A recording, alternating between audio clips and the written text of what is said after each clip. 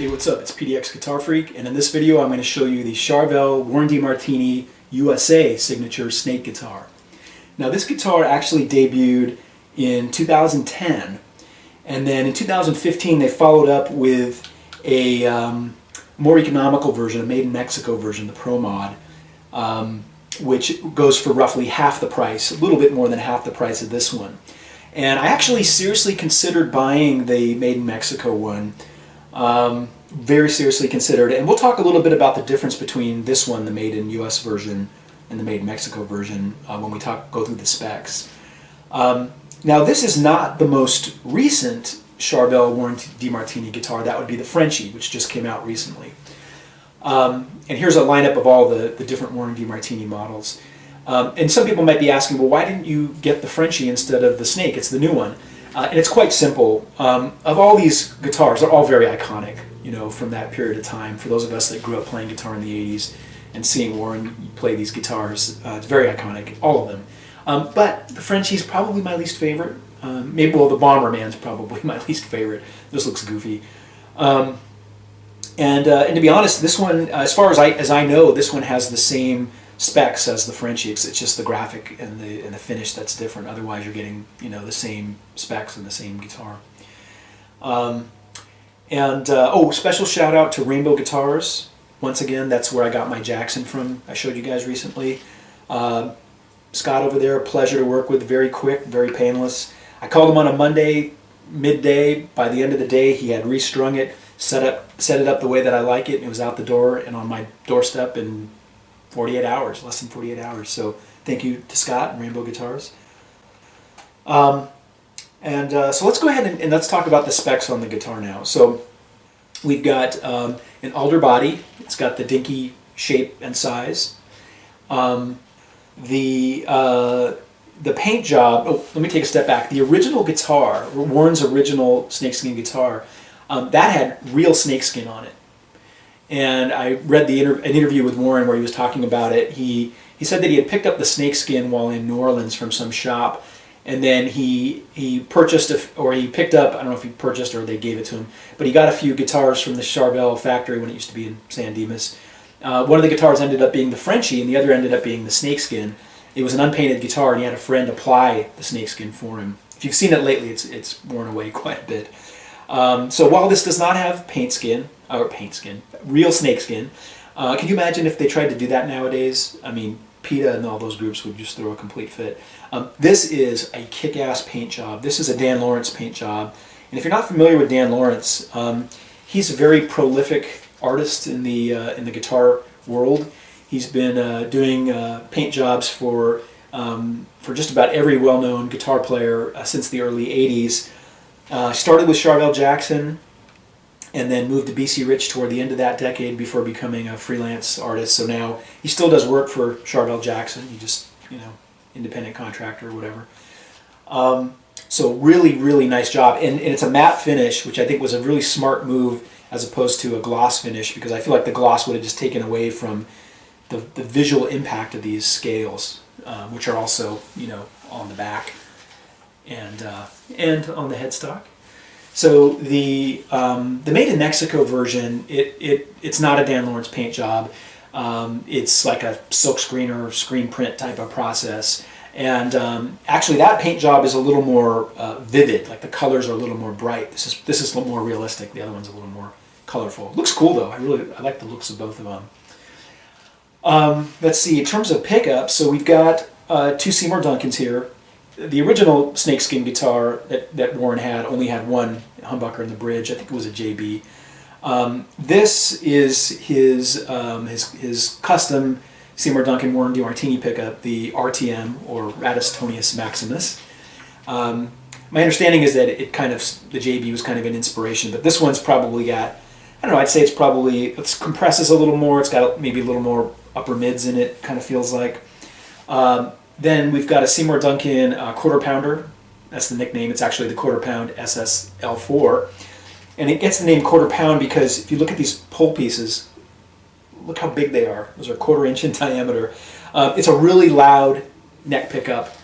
And I like it because it's smooth, but it's got some bite to it. So I really dig playing with both pickups. So here's a little bit with the neck pickup.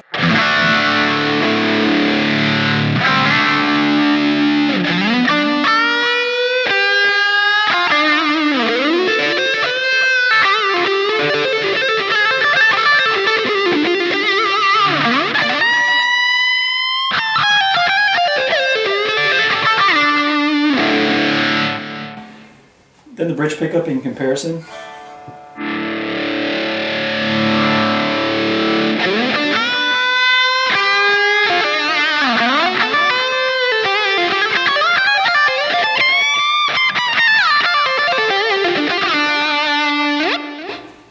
Then for the bridge, we have an original Floyd Rose, all right, the nice ones.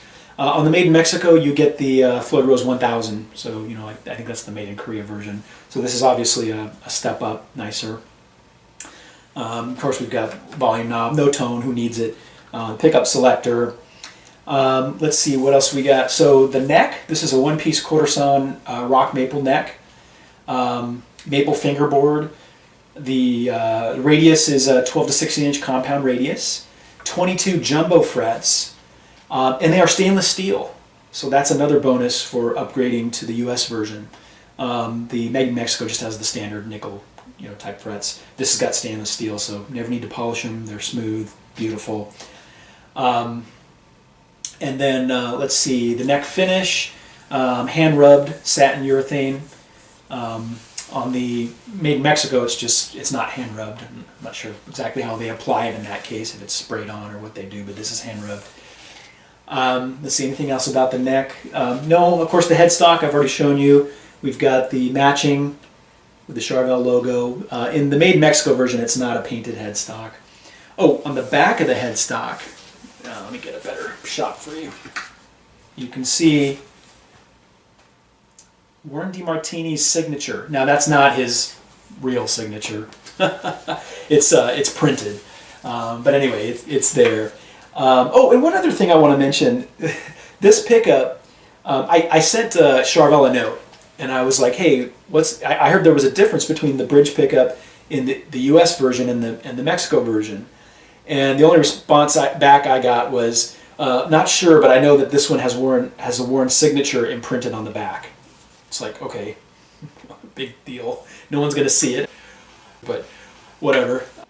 All right, last but not least, we have the issue of the case. The Made in Mexico version, like most Charvels at that price, does not come with a case. The Made in US version does come with a very cool vintagey case that the exterior looks a little bit like snakeskin. The interior, very retro looking. It's not form-fitting interior, but it's somewhat plush and very, very retro looking.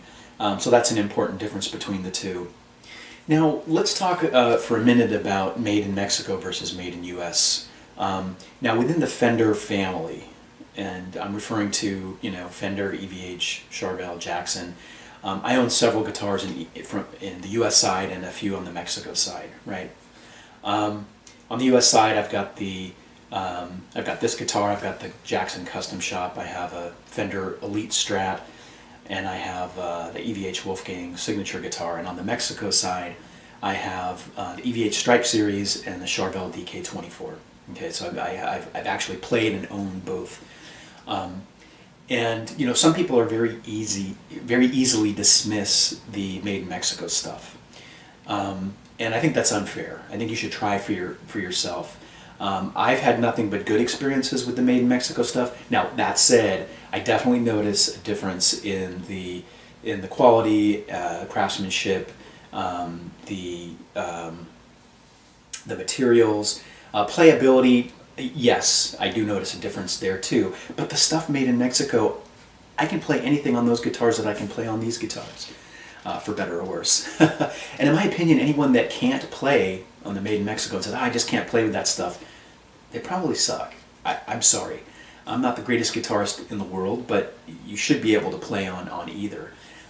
If you can afford the Made in US stuff, I say go for it. You're going to have a better guitar in the end. But if you can't, don't dismiss the Made in Mexico stuff so easily. Give it a try.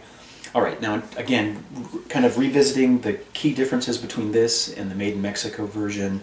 In addition to the case, of course, we have the hand-painted body.